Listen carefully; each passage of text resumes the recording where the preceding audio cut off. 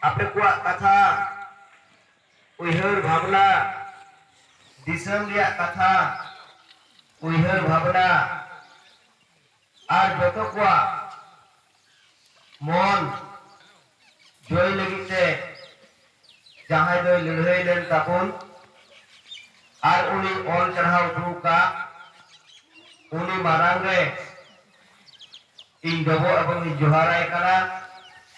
पंडित रघुनाथ मुर्मू जहां दो नोडे उनारिया सारेगा उनी जाजा कथाई दुका उना नुआय नोडेनी आगनापाड़ा रेन जहां दो नुई सुशील महाशय उनिया कथाय उयहर भावनाओं का उना खातिर कारणा ते आपे ओंडे पे जारवाव कान ताबुन उना साव सावते उनी ओड़ा होर हो मिनाया उना साव सावते आपे को कथा उयहर भावना कते आबु को कथा उयहर भावना कते जावगे नुई दो आबु लगे चिंता भावना उनी हो नोडे मिनाया बर्मा टुडू महाशय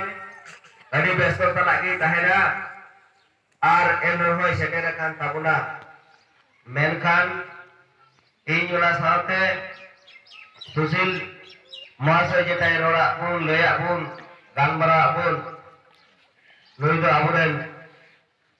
बाबा कानाय और ओना चितान ते उनिया कथा दिसे दोहो कते इन आपे साथे थोड़ा गालमाराव ताबुना मेनकान पहिल पहिल को मेरे कान थाहे कना जे ऑल चिकी दो चेक कना